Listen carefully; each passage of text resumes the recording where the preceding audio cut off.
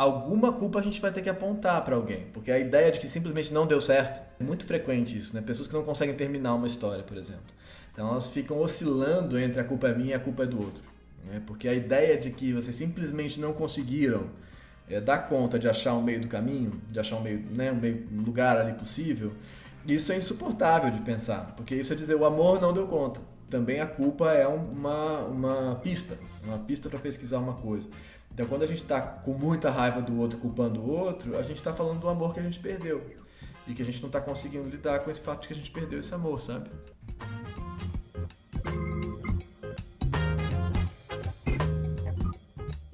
O que é a culpa?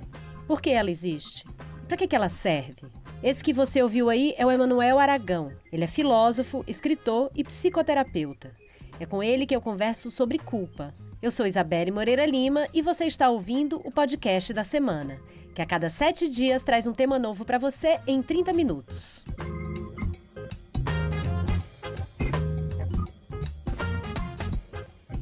Sentir culpa é algo que acompanha a gente desde a infância. E esse sentimento é sinal de que algo não vai bem, de que a gente está, de alguma maneira, quebrando o equilíbrio de uma relação. Pensando friamente, então, a culpa pode até ser positiva se ela leva a gente a investigar o problema que está por trás dela. Mas é claro que ninguém gosta de ter essa sensação dentro de si. É horrível. O Emanuel Aragão, que atua no campo da neuropsicanálise, já tinha falado bastante sobre culpa em diferentes vídeos que ele publica no canal dele no YouTube. Em agosto desse ano, ele lançou também o livro 10 Princípios Antes do Fim, Enunciado para uma Vida Possível, em que ele parte do luto para discutir sentimentos e de culpa também. Ouve aí meu papo com ele.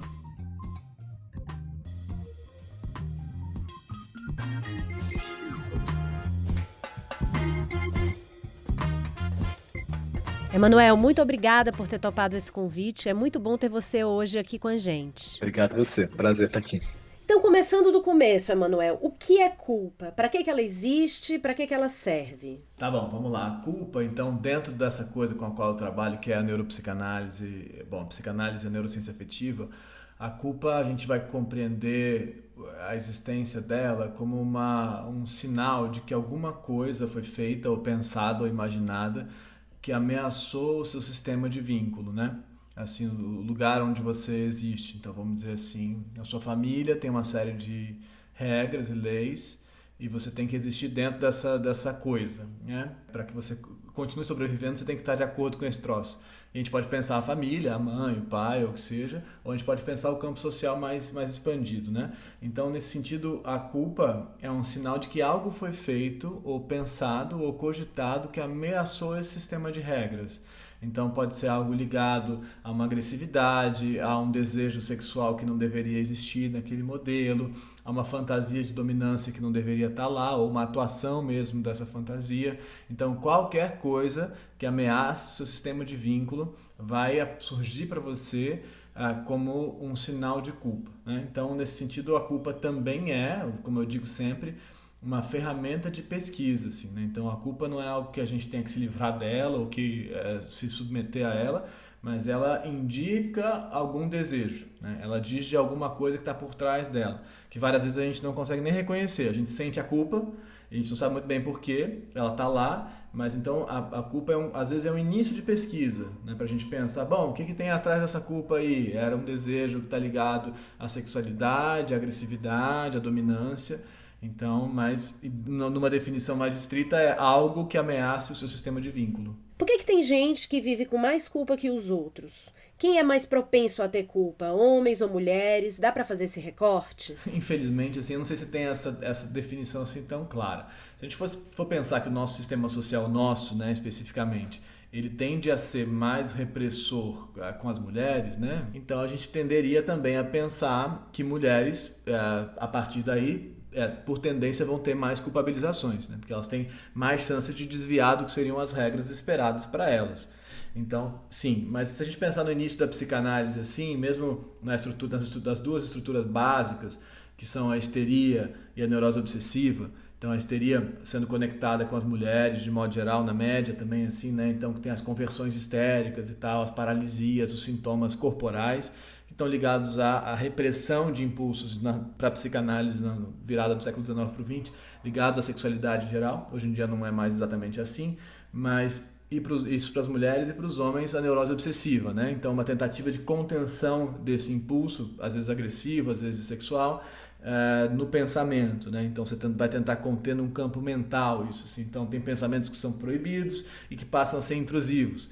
Então a gente tem culpa para todo mundo, isso é um fato, assim. Mas eu acho que pensando no modelo social, como quase tudo, acho que a mulher pega uma carga mais pesada. E dá pra viver sem culpa? Não, eu acho que isso é uma fantasia. Eu entendo, assim, às vezes eu mesmo me pego imaginando isso, depois de 30 anos de análise, sei lá. Mas não, a culpa é um sinal fundamental de que existem regras. E a gente não vive sem regras.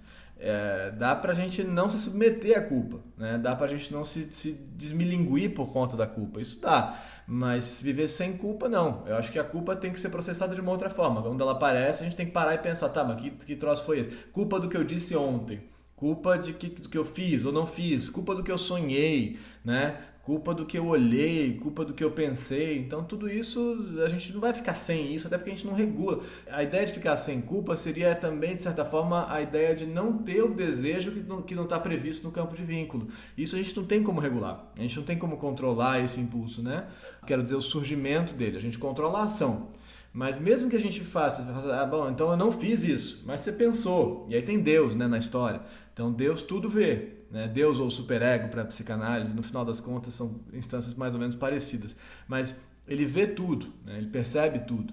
Então você não precisa nem fazer, só de você imaginar você já está lascado. E porque é assim mesmo para a criança, né? É natural que antes tem a presença do pai lá ou da mãe e tal, mas depois isso vai sendo introjetado, vai virando uma figura interna, assim, né? Então a lei entra na sua cabeça, ela passa a funcionar. Às vezes com a voz mesmo do pai ou da mãe te dizendo, pô, como é que você fez isso e tal, às vezes com a sua voz ou de outra pessoa. Mas esse momento de estabelecer essa relação com a lei é um momento fundamental, ele não vai desaparecer. Você vai fazer um embate com ela, uma negociação com ela. Outro dia o meu filho, faz um tempinho já, o meu filho mais velho, tinha 7 para 8 anos nesse momento, ele mentiu para mim e eu não falei nada. Quer dizer, eu sei que ele mentiu pelo que veio depois. E aí ele parou e falou, mas pai, você não percebeu que eu estava mentindo? Aí eu falei, não. Aí ele falou, caramba. Então ele se deu conta de que ele podia mentir pra mim, de que eu não estava vendo os pensamentos dele, entendeu? E aí foi uma liberação pra ele. A partir daí ele passou a mentir muito, um pouco demais. Talvez eu falo, cara, não dá pra você mentir tanto, assim, porque senão vai ficar difícil de eu acreditar em você. Mas então, dizer que você vai viver sem culpa é a mesma coisa que dizer que você vai viver sem lei. E isso é desestruturante, entende? Não faz sentido pensar. Pelo que você falou aí, então a culpa tem algum aspecto positivo. O que é? Eu acho que tem dois lados bons da culpa. A culpa é uma merda, assim, claro, a gente entende, ela machuca, né? Não é gostoso, não é bom, né? É um afeto negativo, como a gente fala. Mas acho que tem dois lados bons. Um é prático, que é a culpa muitas vezes regula ações que seriam muito ruins, né? Então a gente, por culpa antecipada, a gente fala, não vou agredir essa coisa, não vou fazer porque eu não posso pensar, então a gente não faz.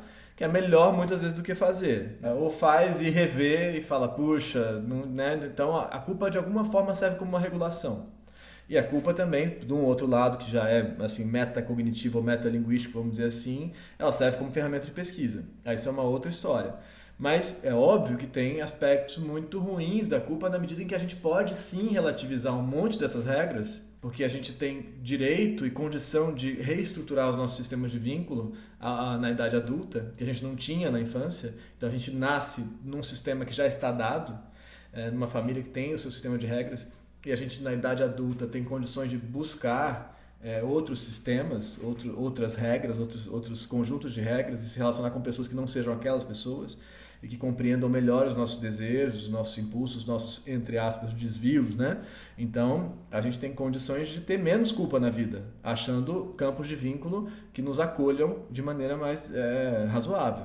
Mas ainda assim, por mais que a sua relação, vamos dizer, amorosa ou de amigo seja assim muito, entre aspas, livre e bacana, tem um limite. Então, eu tenho um filho mais novo que o tempo inteiro ele tá assim, nesse momento tem 2 anos e 8 agora, testando o limite, né? E aí ontem ele deu uma mordida forte na mãe dele, assim, e ela ficou brava e saiu de perto dele. Falou, cara, Vicente, não dá.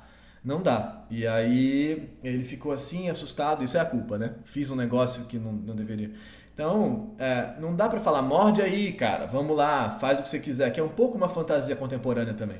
Todos os meus desejos vão ser aceitos, tudo vai ser do meu jeito, senão eu cancelo, jogo fora o outro, né? Então, o que o outro não me aceita, o outro desaparece pra mim. Eu bloqueio. Não dá pra ser assim, não dá. A gente tem que ter algum tipo de negociação. A gente vai perder coisas, como já dizia o Freud. O processo de cultura, de se entrar no campo cultural, é um processo também de ganhar, de aquisições, claro, né? De muitas coisas, mas é um processo de perda. Então, de perda da possibilidade de satisfação de tudo que a gente quereria satisfazer, entendeu? Indo para o mais específico agora, o seu livro fala sobre luto. E quando alguém morre, é comum que a gente pense sobre o que a gente poderia ter feito. Como lidar então com essa culpa estranha que a gente sente sobre o fim da vida do outro? Então, é uma excelente questão, né? E não simples, não fácil de responder. O processo de luto, ele passa por muitos lugares na gente, né? Em cada um. A gente fala das tais fases do luto, mas infelizmente elas não são assim organizadas de maneira linear e para todas as pessoas do mesmo jeito, não é assim. A gente passa por momentos diversos no processo, que é um processo de reestruturação de um objeto de satisfação do vínculo, né? Então a gente tinha um objeto de amor e que não tem mais, e a gente continua tendo necessidade de amor. Necessidade de amor é uma coisa que está na gente, a gente precisa ser amado, então a gente precisa de vínculo, objetivamente, assim, a gente precisa para sobreviver, algumas pessoas mais, outras menos, mas então no processo de luto a gente vai enfrentar essa reelaboração desse objeto de satisfação que foi perdido. E isso vai passar por todas as componentes que existiam nessa relação, que são de raiva, né, de disputa, ou de submissão, ou de agressividade mesmo, ou de tesão. Tudo que ocorreu e se satisfez ou não nesse processo vai reaparecer. E uma das coisas que vai surgir aí é a culpa de tudo que você fez ou não fez, tudo que nesse sentido foi de certa forma uma ameaça ou tudo que desestruturou esse vínculo. Porque o que a gente está processando no momento do luto é: por que eu perdi? Por que essa pessoa foi embora? A gente não entende que as coisas simplesmente acabem, né? A gente não processa isso bem. A gente então quer dar algum sentido para as coisas, né? O humano funciona assim, a gente busca a produção de sentidos. E a culpa então surge várias vezes nos processos de término, seja de mortes ou separações. A culpa surge como uma montagem de fantasia de que algo poderia ter sido feito para que aquilo não tivesse sido dessa forma, né? Então é como se você estivesse tentando recobrar um controle da coisa. Se eu tivesse feito de outra maneira, se eu tivesse dito de outro jeito, se eu tivesse amado mais, agredido menos, traído menos, ou o que for, se eu tivesse sido mais espontâneo ou menos espontâneo, isso poderia ser de outro jeito. Porque no fundo a gente não consegue lidar com o fato de que as coisas acabam. Isso é muito difícil pra gente. A ideia de que, simplesmente acabou, não dá porque está doendo, né? A gente está vivendo o processo de perda de uma satisfação, de uma necessidade, como a gente fala, e isso vai doer. Então a culpa surge no lugar de uma outra coisa que é pior do que ela, nesse sentido que é a inevitabilidade do fim, nesse sentido, né? Assim, o fim do amor incondicional, o fim daquela relação. A sua mãe, por exemplo, pensando no processo de amadurecimento, né? A sua mãe vai sair, ela vai te deixar, num dado momento, o seu pai, a sua mãe, o namorado, quem quer que seja, vai sair, vai embora, vai desejar outras pessoas, vai desejar estar em outros lugares, e não tem nada que você possa fazer sobre isso. Mas a culpa aí se monta como uma espécie de fantasia de que você poderia ter feito algo. E se você tivesse feito esse algo, você teria ainda o seu objeto de amor.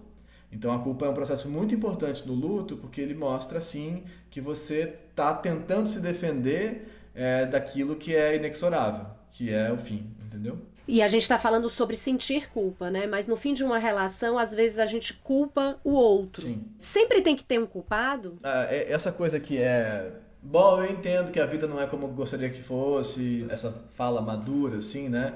A gente tenta, mas a gente nem sempre consegue. A gente se relaciona com alguém, mas a gente tem os nossos limites e o outro tem os limites dele e tal. Isso aí, que é um discurso racional, vamos dizer assim, amadurecido, no fundo, no campo subjetivo, emocional, é muito difícil de fazer, né? Então, alguma culpa a gente vai ter que apontar para alguém, porque a ideia de que simplesmente não deu certo é muito frequente isso, né? Pessoas que não conseguem terminar uma história, por exemplo. Então, elas ficam oscilando entre a culpa é minha e a culpa é do outro, né? Porque a ideia de que vocês simplesmente não conseguiram dar conta de achar um meio do caminho, de achar um lugar ali possível, e nesse sentido a ideia de que o amor não foi suficientemente forte para dar conta de sustentar todas as diferenças ou blá blá blá, isso é insuportável de pensar, porque isso é dizer o amor não deu conta. E isso a gente não suporta dizer. A gente não suporta pensar que a gente não foi suficientemente amado.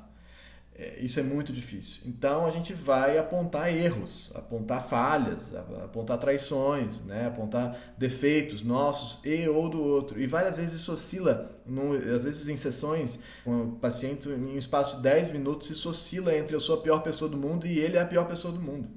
E isso acontece, é incrível de ver assim, né? Assim, e as crianças fazem isso, né? As crianças...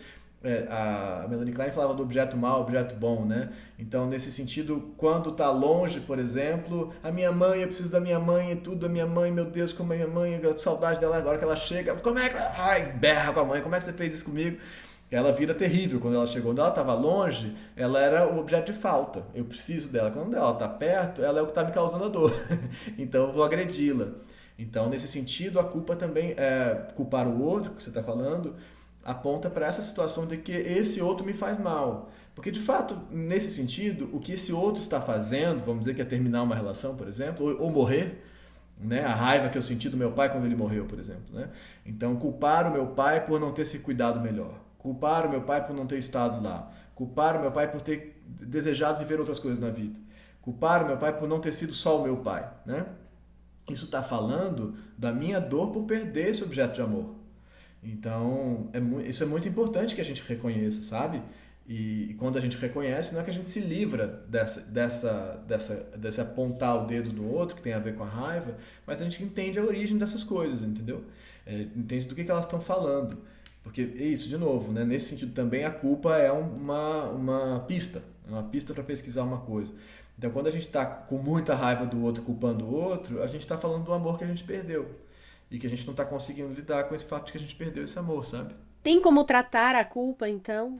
Eu acho que tem como tratar da culpa, né? Mas não a culpa nesse sentido, sabe? Vamos tratar disso aí, vamos falar disso, vamos olhar para isso, vamos tentar cuidar disso, mas não no sentido de que é uma doença que você vai tomar um troço ou tomar um passe e vai se livrar. Não vai, não é assim que a gente funciona. Porque no final a gente está falando sempre de coisas que estão na gente. Quando a gente fala, por exemplo, que alguém foi embora, né, e que uma história terminou, o mais difícil aí é reconhecer a nossa necessidade do outro, né? Isso aqui é insuportável de reconhecer. Como a gente, entre aspas, depende do outro, né? Depende daquele outro. Isso é muito terrível de reconhecer. A nossa fragilidade nesse sentido, né? Como a gente é assim... precário mesmo, assim, como a gente não dá conta de si mesmo sozinho tantas vezes. Então, eu acho que a culpa serve para isso, mas não dá para tratar a culpa, não sei como você... Também, não dá, na minha opinião, não dá para tratar a tristeza, entendeu? Como a gente tem tratado, assim, não dá para tratar dúvida, como a gente tem tratado incerteza, como a gente não trata, não é assim que funciona. Mas a gente tem que olhar para essas coisas e pensar o que elas estão dizendo da gente ou para a gente. Mas a gente, nos dias de hoje, a gente tem uma vontade de tratar as coisas para que as coisas desapareçam, os afetos negativos, por assim dizer, e a gente possa seguir produtivo, funcionando e no caminho de algum lugar que a gente não sabe muito bem qual é. Falando um pouco sobre essas novas culpas, né, que nós sentimos hoje que 50 anos não existiam antes. Uma delas tem a ver com produtividade, indo para um lado mais de trabalho, né? A gente se sente culpado por não render tanto, uma vez que o mundo contemporâneo pede que a gente faça cada vez mais e mais e mais. A gente faz muito, mas não é suficiente e a gente fica culpado. Eu queria saber como é que você vê isso. É engraçado, né? Porque isso é uma das queixas fundamentais que a gente tem no consultório, né? Assim, das mais importantes, é que se liga a esse tema meio geral da procrastinação, assim, né? Ou da autossabotagem, por que eu não estou fazendo o que eu sei que é bom para mim, blá blá blá. A gente tem dois temas fundamentais, né? Um é o amor romântico e tararau, e o outro é esse que é o sucesso e a culpa por não estar à altura de alguma coisa, né? Então eu penso assim, tem um lado que é o sistema capitalista e a demanda de produtividade, que é um problema, assim, é uma cagada monstruosa. Eu não preciso ficar falando, acho que muita gente já falou sobre isso, melhor do que eu poderia falar. Mas o que ocorre é que esse sistema acaba cooptando uma demanda nossa, que a gente chama em psicanálise de ideal do eu, que é uma ideia de assim, quem eu deveria ser para ser amado como eu não sou? ou como eu não fui, ou como eu não sinto que fui, né? Então, a gente vai articular uma comparação entre o nosso eu factual, é aquele eu que a gente é ou consegue ser, e o eu que a gente deveria ser. E aí, o eu que a gente deveria ser é esse eu aí que trabalha, que consegue, tem 5 doutorados ao mesmo tempo que tem 7 filhos e ao mesmo tempo que encontra os amigos e faz tudo no final de semana e viaja e sei lá o que faz, não sei como é que faz. Mas assim, um eu que vive em o mesmo dia 8 dias, sabe assim? É esse eu. E esse eu também é o eu que produz, né? Seja na academia fazendo ensaios e coisas e tal, e um monte de paciente que está na academia e é um desespero a demanda. Ou seja, no mundo corporativo, com essa ideia de você faz o seu horário, você é o seu próprio empreendedor de si mesmo, chefe de si mesmo, que é uma loucura completa. Você nem pode mais odiar o chefe, você tem que odiar você mesmo que você não consegue. Mas no final das contas, essa ideia do sucesso está muito articulada com essa imagem de quem eu deveria ser. Né? Quem eu deveria ser para ser amado. Isso que as pessoas não percebem em geral, porque no fundo a coisa vai retornar para o amor, sabe? Então, a dureza disso é que a gente não vai ser amado dessa maneira que a gente queria ser. De retornar para esse lugar de amor idílico, lá incondicional, que supostamente existiu. A gente não vai, mas a gente constitui essa resposta. Se você produzir mais, se você conseguir terminar essa matéria aqui, esse negócio, essa revista der muito certo, se eu conseguir falar essas coisas aqui que as pessoas vão ouvir, vão falar, meu Deus, que cara legal, quem é esse cara, e tarará, tarará. E aí, então, a gente constitui essa ideia de que a gente vai conseguir ser amado como a gente não consegue ser. Então, a gente vai conseguir se aproximar desse ideal do eu. Só que isso é uma falácia. A gente não vai retornar lá para esse campo de amor. Não vai. Mas, então, a gente faz isso de maneira compulsiva. A gente faz, e aí das duas uma, a gente consegue ou a gente não consegue, no sentido de produção, né? E aí, se a gente não consegue, a gente falhou, é fácil. E se a gente consegue, não funciona. Que a gente não é amado como a gente gostaria de ser. E aí, falhou também. E aí, a gente faz mais. Né? Ou a gente faz outras compulsões, ou a gente bebe, ou a gente come, ou a gente assiste uma série por 12 horas seguidas, né? Mas no final das contas a gente desvia desse desconforto de não conseguir. Mas o ponto é que a gente não consegue. O sucesso na produtividade, ele não, que está ligado a essa imagem atual do ideal do eu, que poderia ser 100 anos atrás de uma pessoa religiosa, ética, boa, que seria esse outro ideal do eu lá talvez do Freud, lá atrás. Agora o ideal do eu é um cara, é um self-made ou uma self-made, então é alguém que chegou lá, né? Então conseguiu dar conta de fazer tudo. Então essa imagem ela não vai resolver o problema que está posto atrás. E aí então a gente se vê num processo muito ambivalente e compulsivo, né? De produzir mais ou menos e não chegar.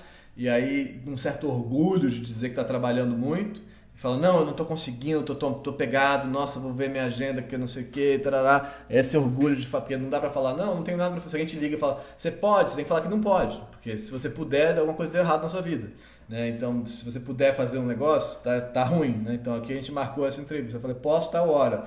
Aí você pensar que eu deveria dizer que eu só posso daqui a 2 meses, porque minha agenda é muito complexa e aí isso vai fazer parecer melhor. Enfim, mas então é um pouco isso. A gente vai articular esses critérios, assim, mas que são falaciosos, entendeu? E entra numa loucura que eu já vi gente de férias culpado porque não está sendo produtivo nas férias. Ah, porque eu não consegui ler nenhum livro, porque eu não visitei museus e tal. É muita loucura, né? Assim, a coisa de levar esse esquema essa ideia capitalista para você fazer as férias render e você não consegue, você fica culpado. Eu sou um desses, inclusive, viu? Das férias aí. É uma briga em casa com a minha esposa e tal, que ela fala, cara, porque eu em geral aproveito as férias para pensar os novos projetos e não sei o quê, e fala, pô, agora eu vou conseguir adiantar aquele livro. É uma maluquice mesmo, né? E aí ao mesmo tempo você vê os seus filhos crescendo e você não consegue estar lá. Então você quer ser amado através daquilo que não vai rolar e você não está investindo no campo de vínculo que está ali na sua frente e que está falando, pai, brinca comigo. E você está, não, pera aí que eu tenho que fazer uma live, não sei onde e tal, entendeu? É muito estúpido, mas é o que a gente faz. E aí, já que a gente está falando de criança e você já mencionou um pouco a culpa na infância, por que as crianças sentem culpa e como é que a gente pode identificar e lidar com essa culpa? Tem alguma coisa que a gente precisa ensinar sobre culpa para melhorar ou pega e deixa viver? Então, a primeira coisa sobre as crianças é entender que a gente vai traumatizá-las, entendeu? De uma maneira ou de outra, e assim como a gente foi traumatizado. Essa ideia de que você vai ter uma infância autoestrada, sem percalços, é também uma loucura, né? Então, porque é como se a gente estivesse dizendo que a gente vai educar uma pessoa sem estabelecer limites e sem passar por conflitos. Isso não vai acontecer. Não dá para acontecer. Então, tem uma certa parentalidade atual, uma certa maneira de olhar para isso, que é assim, eu vou deixar meu filho existir como ele quiser existir. E aí, isso é loucura, né? É loucura mesmo, assim, assim, não estar conectado com a realidade. A realidade é, por definição, um limite. Ela é, eu quero isso, mas o que existe é aquilo. Então, que isso é que eu vou tentar.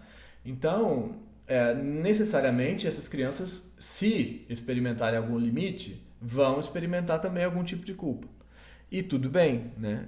O que importa, eu acho, é uma certa compreensão de que o limite, talvez a bronca, e talvez a irritação, e talvez a raiva do pai e tal, da mãe, não implica a ruptura do vínculo, né? Então, isso é que eu acho que é importante, que a culpa pode virar um tormento muito intenso na medida em que a criança passa a compreender qualquer conflito equivalente à ruptura. E isso é apavorante. E isso que a gente precisa trabalhar, né? A ameaça da perda do amor é uma ameaça muito terrível. Então, assim, fiquei bravo, eu fiquei chateado, fiquei desapontado, inclusive, mas eu continuo aqui. E a gente vai continuar aqui enfrentando esse bagulho juntos.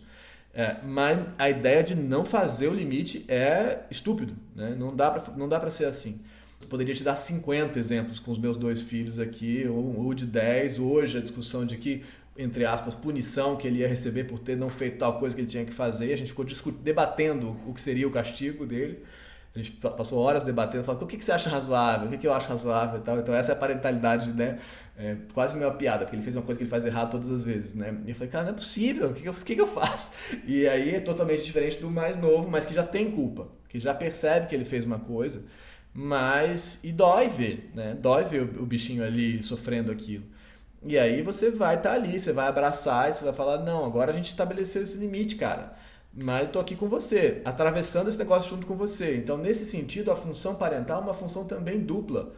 De, ao mesmo tempo, fazer limite, que é, como se diz, um contorno para a realidade. Tipo, você não vai descer a escada sozinho. E de fazer apoio, de fazer acolhimento, entendeu? Que são 2 lados de uma mesma coisa, mas não são idênticos, assim. Então, a gente, ao mesmo tempo que diz não, abraça. E aguenta o tranco também, do esperneio que vem, entendeu? E da culpa que ele vai ter que sentir também, porque ele não vai poder ter tudo, como a gente definiu no início. Se a culpa é isso, alguma coisa vai ser feita que vai estar fora das regras.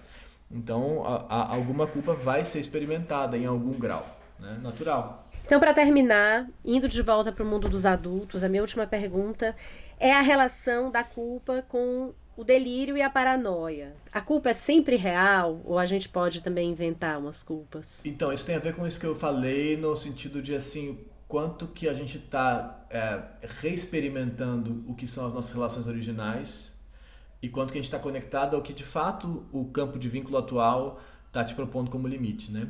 Então, assim, várias vezes a gente está imaginando que os outros vão julgar a gente de uma forma que eles não vão julgar, que não tem nada a ver com o campo atual, com a sua realidade atual, mas que tem a ver com uma remontagem de uma cena original. Então a gente fala, não, mas isso eu não posso desejar, eu não posso gozar, eu não posso querer e tal, porque você de alguma forma construiu essa ideia lá de trás, que às vezes nem vem de fato da mãe ou do pai, vem de uma explicação do porquê que esse amor acabou, que a gente constitui enquanto criança, né, que a gente chama de inadequação.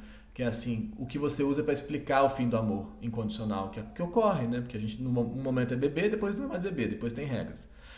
E a gente explica isso com uma coisa que é inadequação, que é o que é de errado em mim, que é o que vai ser resolvido pelo suposto ideal do eu. Mas essa explicação, ela não é necessariamente, ou assim, conectada com essa realidade, é uma explicação infantil. Então você passa a várias vezes olhar para todo o universo como um universo que está te julgando. Que está julgando esse seu defeito, essa sua falha, esse seu desvio. E muitas vezes o universo não está nem aí para você. A maioria das vezes, na verdade, né? Então, se você não fizer nada ou fizer tudo ou qualquer coisa, ninguém vai nem perceber. Mas você que está ensimesmado no seu narcisismo, ali tentando compreender por que você não é mais o centro do mundo e deveria ser, mas o que você fez, o que você não fez para deixar de ser e por aí vai, você vai para o trabalho lá achando que todo mundo está olhando a cor da sua blusa. E que isso foi uma falha trágica, esse laranja ao invés daquele bordeaux, sabe assim? E não, mas você está tentando de novo achar uma explicação para esse amor incondicional que não existe mais, que é, vamos dizer assim, o fim da primeira infância, né? Primeiríssima infância. Então, e essas são culpas que a gente inventa, sabe? Como no processo de luto a gente inventa uma culpa para dar conta de parecer que o amor podia não ter acabado. Na idade adulta a gente também fantasia culpas e coisas e tal, uma série de coisas que não tem nada que ver com o outro, que tem a ver simplesmente com a sua impressão de que você, por alguma razão, não é corretamente amado. E aí você tenta achar explicações que passam pela culpa e são às vezes muito pobres, assim, que não tem nada a ver com o que o outro está sentindo. E aí, nesse caso, conversar é melhor do que imaginar, entendeu? Super obrigada, foi ótimo ter você aqui no podcast da semana. Muito obrigado. Se você gostou deste podcast, eu te convido a ouvir outros episódios. São mais de 200 entrevistas sobre os temas que importam no nosso mundo hoje. Com a psicanalista Ana Sui, a gente falou sobre traição. Com a atriz e diretora Bárbara Paz, a gente falou sobre a sensação de estar apaixonado. E com o antropólogo Michel Alcoforado, a gente falou sobre o sexo no Brasil hoje. E para passar um spoiler aqui, ele fala que para os jovens o sexo perdeu a importância. Nas principais plataformas de áudio como o Deezer, o Spotify, o Apple Podcasts e também no canal da Gama no YouTube, você escuta o podcast da semana. Eu sou Isabelle Moreira Lima e este é o podcast da semana. A cada 7 dias, um tema novo para você em 30 minutos. Até semana que vem!